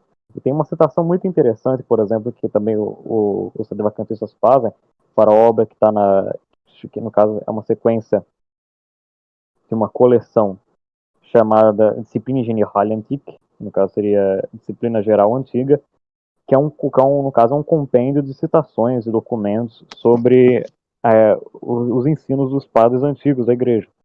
E na sequência, Baptême d'après les pères grecs et latins, no caso é o batismo segundo os padres gregos e latinos, que no caso está no segundo volume dessa obra, na página 184, há uma explanação exata que ele fala, no caso, que afirma que a citação feita aos Atos dos Apóstolos e também a Santo Ambrósio é referente não à fórmula, mas também à intenção do batismo. Todavia, o mesmo não se pode dizer do Denzinger 334. Então, o que é mais favorável, segundo a própria interpretação do texto latino, que eu posso citar inclusive cá, é que São Nicolau nada mais fez do que interpretar erroneamente essas duas citações e, de fato, proferiu uma heresia material, claro, ele não falou isso de uma forma, ele não proferiu uma heresia formal, ele não falou que, ainda que a igreja afirme X, eu afirmo Y, não, ele falou uma heresia material em magistério ordinário. Então, eu faço aqui então o trecho latino. E profecto, si nomine sancte Trinitatis vel tantum in nomine Christi, sicut actibus apostolorum legimus, baptizatis sunt unum quipe idemque est, ut sanctus exponit Ambrosius. Então, o que ele fala é nada mais ou menos que, ainda que ele seja batizado em nome da Santa Trindade ou só no nome de Cristo, como lemos nos Atos dos Apóstolos, é a mesmíssima coisa como expõe Santo Ambrósio. A questão é que ele faz uma interpretação errada. E ele se refere exatamente à forma. Então aqui está a citação completa da obra Baptême de l'Esprit grec et latin. Às vezes, nos pais da igreja, surgem perguntas sobre o batismo conferido em nome do Senhor, ou em nome de Cristo. Tal expressão não permite crer que existia um batismo conferido em nome de Jesus Cristo somente, com a exclusão do Pai e do Espírito Santo. A passagem que se segue no tratado, no caso de Santo Ambrósio, mostra claramente que Santo Ambrósio não estava falando sobre a forma de ser pronunciado ao conferir o batismo, mas sim da fé requerida na Trindade por parte do adulto destinatário para a validade do batismo. Então, vemos que as próprias citações que os advocantistas fazem para tentar responder essa questão vai contra eles. Porque, numa mínima interpretação, se a gente pegar o Denzinger de uma forma bem rápida de ler, é impossível a gente interpretar de outro modo. A não ser, claro, que a gente tente fazer malabarismos, etc., ou fazer o que o Pablo Secada fez. Eu não vou acusá-lo, claro, de falácia, de sofisma, mas aparenta muito ser ou um completo paralogismo, ou uma completa falta de atenção por parte dele, ou de fato uma falácia, uma omissão de um trecho, que no caso seria o referido, o que de fato é o tema da discussão, por um trecho secundário, que é o trecho anterior, que no caso não se nega, que de fato está certo e que de fato se refere apenas à intenção. Os advocantistas também vão citar outro teólogo. Deixa-me ver se eu consigo encontrar o nome dele aqui. Perdão. Eles vão citar alguns teólogos que vão responder em relação a isso, que no caso o teólogo Pesch, na sua obra Predilectiones Dogmatica de Sacramentis, número 1, na página 389, que afirma que no caso São Nicolau estava se referindo ao ministro e não à pessoa do batismo, que é nisso que no caso Pablo Secada se baseia. Ao invés de ele analisar, claro, o texto, ele vai se basear apenas nesse teólogo. No caso, vai ser a maior autoridade que eles vão citar. Todavia, como já foi explicado, na própria interpretação do texto latino, do texto da tradução, é impossível, em contexto, resultar nisso. Inclusive, tem edições do Denzinger em francês e também em espanhol, que tem notas de rodapé esclarecendo que essa é a parte do batismo. E que, no caso, São Nicolau fez nada mais nada menos foi do que distorcer as citações da Sagrada Escritura de Santo Ambrósio, proferindo, então, uma heresia material em magistério ordinário. Esse é um dos exemplos, no caso, históricos que nós temos. Agora pode prosseguir o Tiago ou o André, caso queira. Não, e também a gente tem o caso que muitos deles negam, que é o caso de João 22, com a visão beatífica, né? Que teve o caso de João 22, que ele ensinou em homilias a questão da visão beatífica, e muitos deles negam, fazem um malabarismo, negando, dizendo que ele, na verdade, não falou isso, que, na verdade, ele só abriu a discussão por um dogma, mas que teve esse ensino, na verdade, na época, teve uma revolta em relação a isso, então teve uma repulsa em relação a isso, e só posteriormente teve o conserto em relação a essa questão. Então, tem outros exemplos que a gente pode citar, mas o que percebe é que eles fazem realmente um malabarismo para tentar negar isso. Vamos seguir agora com a questão. Acho que para finalizar, não sei que o Thiago tenha mais alguma coisa a dizer, Mas, para falar brevemente sobre o sede privacionismo, nós não vamos abordar o sede privacionismo nesse vídeo, tá bom? A gente não vai abordar tudo do sede privacionismo. O Thiago vai dar o argumento dele, sobre o sede privacionismo, o argumento que desenvolveu, certo? E eu vou trazer algumas citações de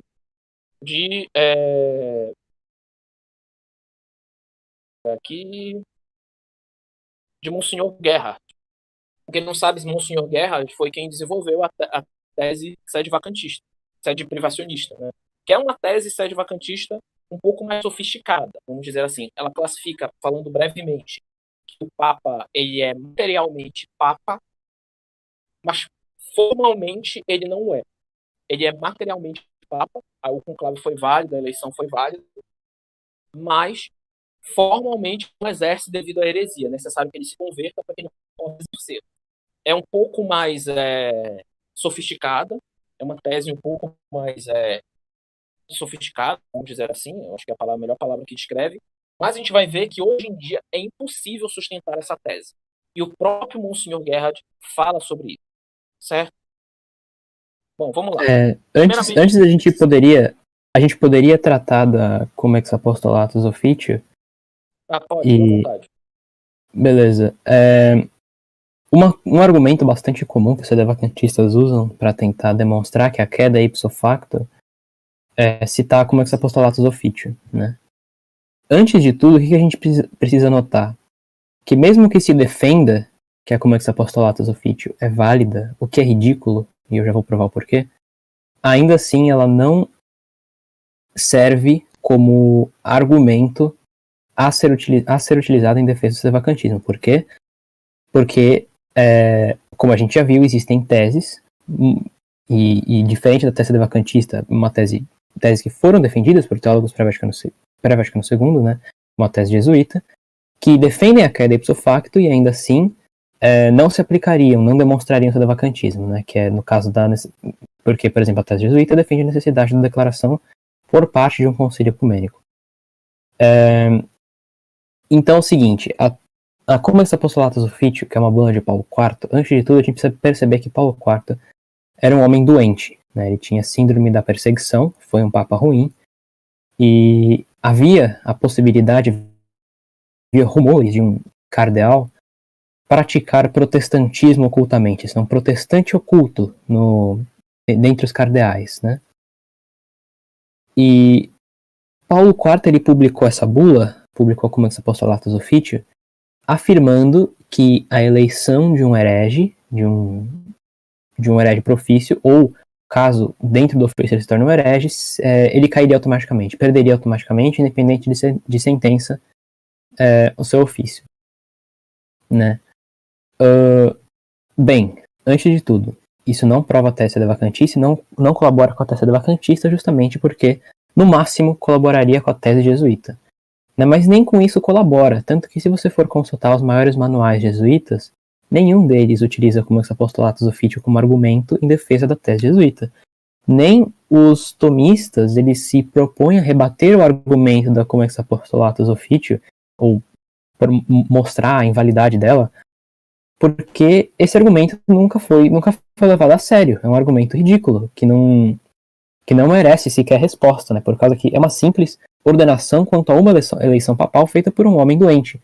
Né? João de São Tomás, por exemplo, quando ele escreve sobre a questão do Papa herético, ele nem comenta sobre a existência dessa bula, né? E ele toma a posição de que a queda não é automática. E, por exemplo, desde a nomeação, por exemplo, sei lá, desde a publicação, por exemplo, do Código de Direito Canônico de Bento XV, onde já é dito que todas as constituições anteriores que não fossem explicitamente mencionadas, a não ser que fosse por lei divina, né, no caso, que não é como a gente já viu, deveriam ser abandonadas. Isso daí já é suficiente para demonstrar que a Comex Apostolatus Officio não está válida. Né? Ou, por exemplo, desde quando São Pio X publicou uma nova constituição com relação à eleição papal, né, vacante sede apostólica, ou Pio XII na vacante apostolicae sedes, nesse tipo de situação, quando uma constituição nova é proclamada, a anterior é automaticamente revogada. Né? Então, a Comex Apostolatus Officio ela não pode ser considerada como um argumento final, ela não deve sequer ser considerada como um argumento útil, né? Como reconhece o próprio bispo sedevacantista, o Sanborn, e também o maior jornal sedevacantista da Europa, que agora me fugiu o nome, o Sodaliton, isso, o Sodaliton, reconhece também que a Comex Apostolatus Officium não pode ser utilizada como argumento válido para demonstrar que o Papa cai automaticamente do seu ofício, né? E, enfim, como a gente já demonstrou, realmente, por lei divina, o Papa não cai automaticamente do seu ofício, ou a gente teria que defender que hereges ocultos também caem automaticamente do seu ofício, né? O que é absurdo. E, enfim, eu acho que é basicamente isso. Dedé, se você quiser falar aí sobre sedevacantismo. Aliás, Ou eu esqueci, né? Eu apenas omiti uma questão que foi na parte histórica, que houve também um outro caso muito interessante, além de João 22 e além também do Papa São Nicolau, houve também o caso de Marcelino, que no caso também é relatado do próprio Liber Pontificalis, que na edição da Columbia University Press é da página 36, que no caso afirma que ele foi obrigado pelo imperador Diocleciano, que foi um imperador romano no tempo dele, a participar de um sacrifício pagão e para oferecer um incenso a ídolos, e ele o fez. Então eu vou ler aqui um trecho, que no caso é exatamente a introdução à vida do Marcelino, e aqui vemos, abre aspas, Marcelino, de nacionalidade romana, filho de Proiectus, ocupou a sé 8 anos, 2 meses e 25 dias.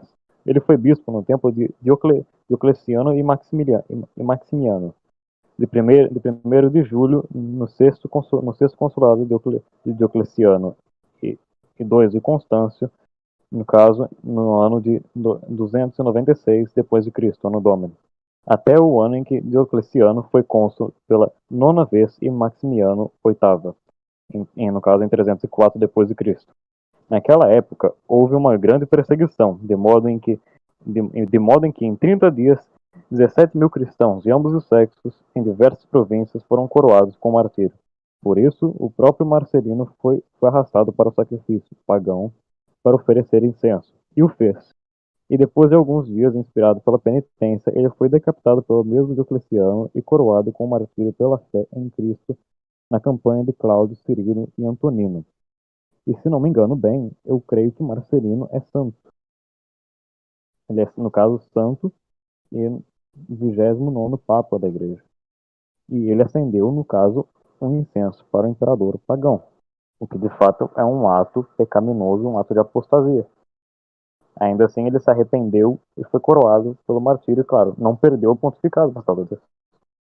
E apenas para relembrar, isso está na obra do Luiz Hopes Lume, o Liber Pontificale, na edição, no caso, da Columbia University Press, eu creio que é 1916, na página 36. Então agora o Dedé pode prosseguir para o encerramento, se o Thiago mesmo quiser fazer. Obrigado. Então, eu só queria dar algumas citações aqui de Monsenhor Guerra que ajudam a mostrar qual era a visão que ele tem e que é diferente da visão que os sedevacantistas têm hoje em dia. Vamos lá. Primeira citação dele. Isso aí foi publicado na Sodalício, número 13, em O Problema da Autoridade, em 2005. O alcance e o objetivo da pergunta, o ocupante da sé apostólica é sim ou não Papa materialmente, é de tal forma fora do nosso alcance que, concretamente, realmente, a resposta a esta pergunta não tem quase impacto sobre o comportamento efetivamente possível dos chefes ligados à tradição. Se é fora do nosso alcance, especialmente aquela do Padre Gerhard, não é evidente, se não há impacto sobre a vida dos fiéis, não se pode tirar conclusão prática ou jurídica, coisa que muitos dos sede-privacionistas fazem, né? Na prática, reputando como evidente em teoria, e assim ultrapassando e contradizem o Padre Guerra. Quer dizer, eles já tomam como verdade absoluta e anatemizam as pessoas que dizem o contrário. Isso é interessante de todos os sede-vacantistas. Isso é um assunto extremamente problemático, um assunto extremamente complexo, e eles tomam a tese deles como verdade absoluta e anatemizam o resto. Eles dizem que as pessoas vão para o inferno, e os outros que não são vão para o inferno.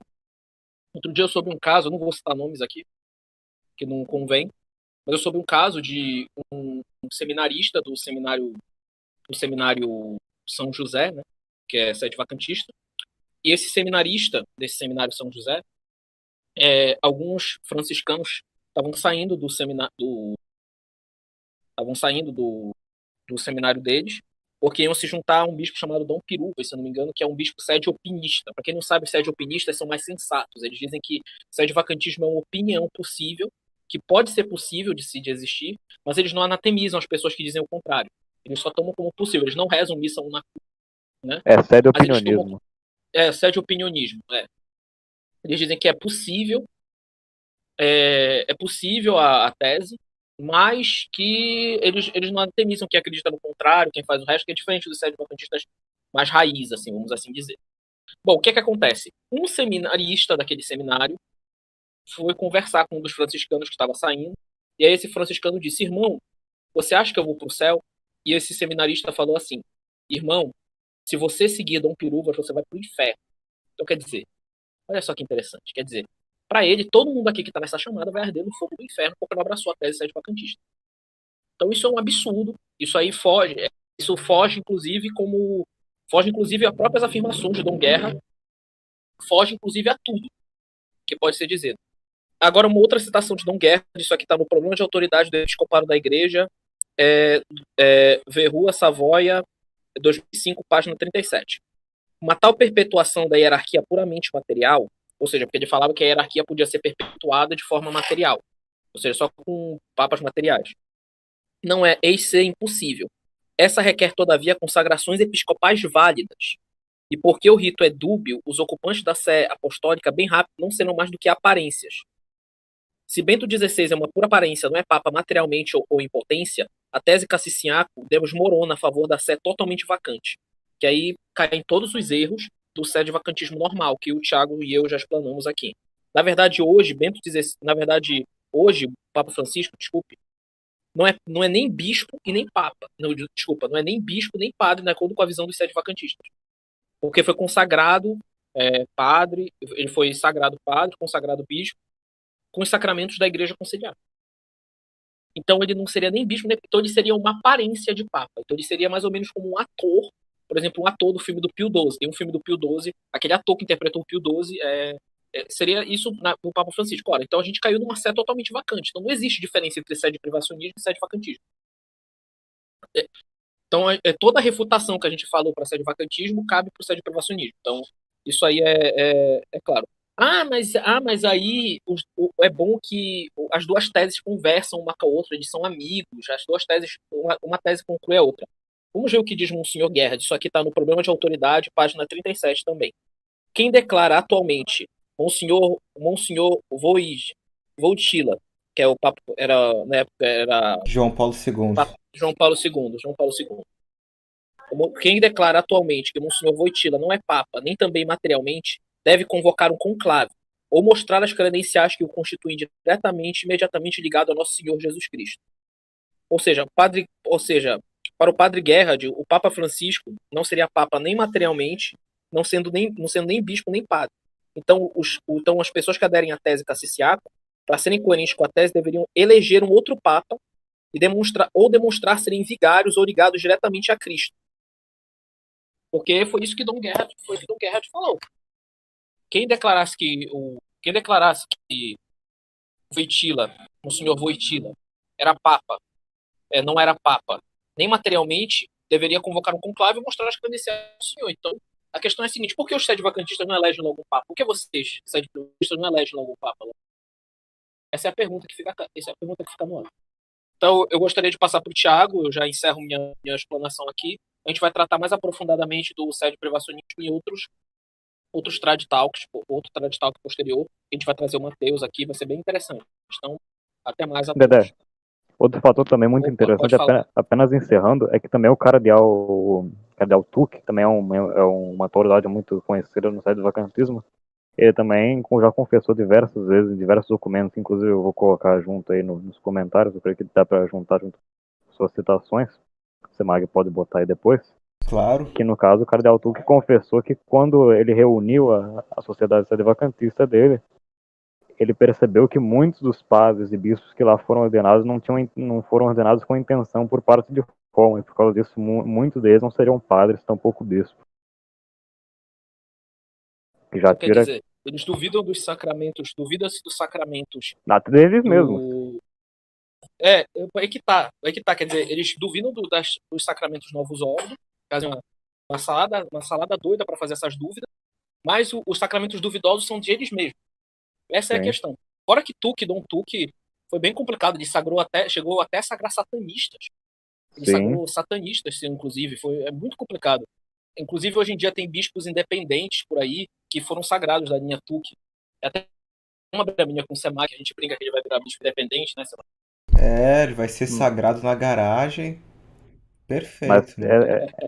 mas essa questão do envolvimento do sedevacantismo com seitas em diversas vertentes já é muito conhecida. A gente pode abordar isso de uma forma mais aprofundada futuramente. O próprio pai do Mel Gibson foi um sedevacantista, perennialista e era membro de seitas e, penso eu, talvez até amigo do Chuon, se não me engano. Então, Na França também, até enquanto vida do Monsenhor Marcel Lefebvre, há cartas, por exemplo, de muitos conhecidos dele, inclusive de chofé do Monsenhor Marcel Lefebvre, que, no caso, relata que muitos membros que eram parte de infiltração modernista e gnóstica dentro do próprio seminário em Écone da Fraternidade se identificavam como sedevacantistas. O episódio já terminou a gravação? Ou... Não. Tá, então a gente pode... Posso fazer só um breve comentário sobre o sedoprivacionismo e a gente encerra? Pode, à vontade. Tá. Beleza, a gente já demonstrou, seguindo a opinião dos comentadores tomistas, que é possível um papa herético, tanto oculto quanto manifesto, manter a jurisdição e receber a jurisdição, certo? Ele possui essa potência. E um herege possui potência para receber a jurisdição, né? Deus pode dar jurisdição a um herege, oculto ao manifesto. E agora, qual o problema com o sedeprivacionismo que eu vejo? É que, bem, segundo os sedeprivacionistas, a heresia ela funcionaria como um impeditivo para que Deus pudesse infundir na pessoa a formalidade da jurisdição. Correto? Só que aqui está o problema. A fé pessoal e a jurisdição do Papa são duas coisas realmente distintas, né? Como eu já demonstrei pelo argumento de Biluar, são duas coisas separáveis diante da potência absoluta de Deus, portanto são duas coisas realmente distintas. Ou seja, a heresia teria que funcionar como um impeditivo extrínseco para a infusão da jurisdição na pessoa, né? Para que Cristo desse jurisdição à pessoa. Só que como algo funciona como um impeditivo extrínseco, né? Se funcionaria como algo análogo, por exemplo, a Deus dar ser a uma essência sem forma, por exemplo, né? Vamos tomar, é um absurdo essa concepção, né? Mas dar essência a algo sem forma, né? É absurdo. Deus só pode dar ser a algo que possui forma e matéria, né? Uma essência que possui forma e matéria. E aí a ausência de forma, por exemplo, seria um impeditivo extrínseco para que Deus desse o ato de ser a esse suposto objeto, né? Que nem existe. Então, a heresia teria que remover a potencialidade do Papa de receber a jurisdição por parte de Deus. Então, nem por milagre Deus seria capaz de dar a jurisdição para esse homem que é um herege. Só que isso é completamente absurdo, porque como a gente já viu, é possível sim um herege manter a jurisdição fora da igreja. Então a heresia não pode funcionar como um impeditivo de maneira nenhuma para a recepção da jurisdição, né? Então esse é o principal problema que eu vejo com o sedeprivacionismo. Aqui eu acho que eu encerro minha participação e pode encerrar isso, Noé. Pois é. Então, agradeço imensamente ao André, ao Carlos e ao Thiago por terem vindo aqui expor tão bem argumentos tão contundentes contra, infelizmente, uma tese que cresce muito em nossos dias e que esperamos combatê-la humildemente com este vídeo e os próximos que virão. Então, muito obrigado a todos e até a próxima.